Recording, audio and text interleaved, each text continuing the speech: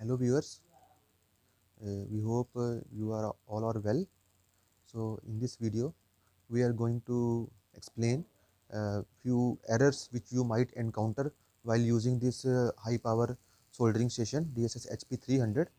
There are three type of error which you might face while using this station. The first error you will face that the unit will not be switching on.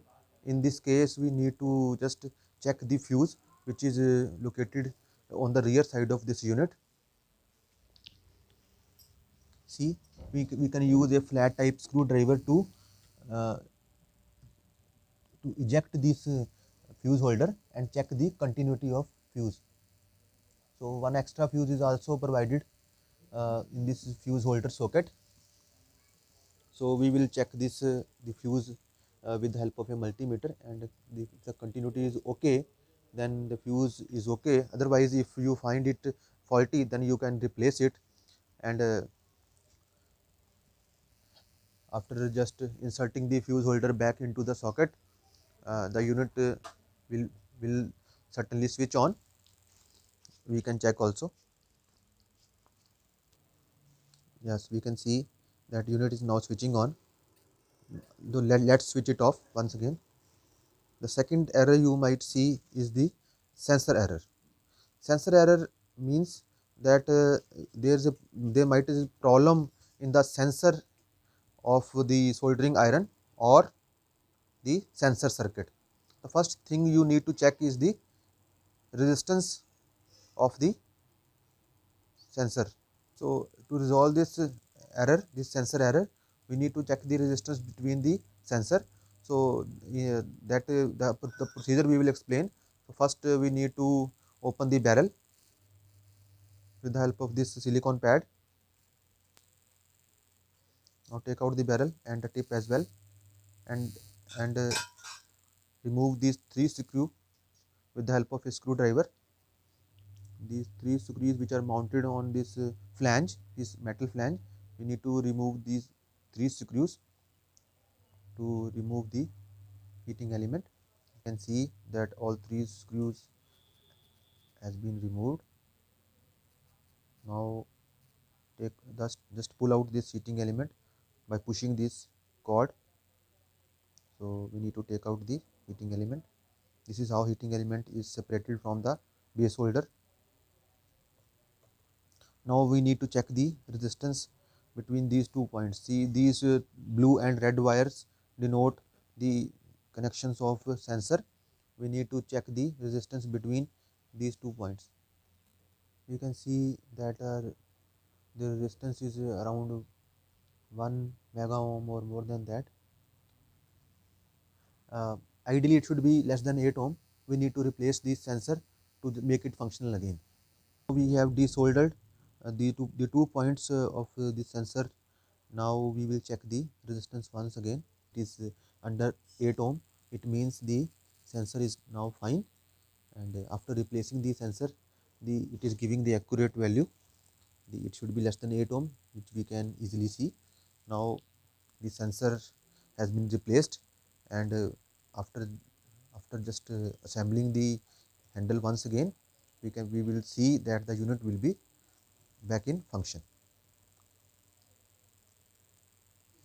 We have to just insert all the part in reverse order. First we need to just insert the heating element, then fasten all three screws. Placing the sensor, we are now just made the things once in order, and we are now just fastening the three screws, then inserting the bit and the fixing the barrel as well. Now the iron is ready to test. We will connect it to the main unit and switch the unit on, and we will see whether the unit is functioning or not. So we can see the temperature is gradually rising. Earlier it was flashing SE error. Now it is gaining the temperature. It means the sensor was faulty, which we replaced, and now the unit is perfectly okay and is working fine. Another error you might anticipate is the HE error. When we switch the unit on, we can see the temperature is not rising. and HE error will be flashing on the display soon. We have to wait for a few seconds, and after that we will see the HE error flashing on the display. Now we can see the HE error is flashing on the display. It means there might be any problem in the heating element circuit or the heating element, sorry. So first thing we need to check is the heating element. We need to check the resistance between two terminals of heating element. First thing we need to do is to switch the unit off. Now we just pick the soldering iron from the stand and remove the barrel first by unscrewing it with the help of a silicone pad supplied along with the unit. Take out the barrel and the tip as well, and then remove these three screws mounted on the flange of heating element with the help of a star shaped screwdriver. Now we have removed these three screws. Now we need to push the cord from behind and just take out the heating element, then pull it from the base. So let's check the heating element. We can see there are three terminals. First one is the grounding terminal, which is connected to the flange. So we need to measure the resistance between these two terminals, which are connected to the white wire. So let's measure with the help of a multimeter the resistance between these two terminals. You can see the resistance is above the range. So we have examined this heating element and found it faulty. So we will take a new heating element and just check the resistance between the same two terminals. It is the resistance is less than 1 ohm. Ideally it should be less than 2 ohm. So it is under the desired range. It means the heating element is okay. Now we will insert this heating element and replace the faulty one. Just insert the heating element onto the base by just pushing it and then just pulling the wire back. Now we have replaced the heating element and we are now fixing the screws which we removed earlier. Now insert the soldering bit and fix the barrel as well. So after this assembly is over, we will connect the soldering iron to the main unit and check the functionality once again. Now we have connected the unit to the soldering iron and now switching the unit on, we can see that the temperature is now rising.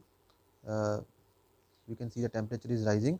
Earlier it was flashing an HE error, but now the temperature is gradually rising. We need to just press this push button to increase the temperature. Now the error which we were facing earlier, that HE error, that is resolved now and the unit is now ready to use. So in this video we have explained you various steps to resolve the errors which you might face while using this soldering station.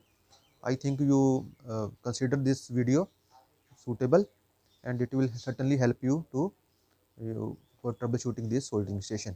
So thanks for watching this video. Have a nice day.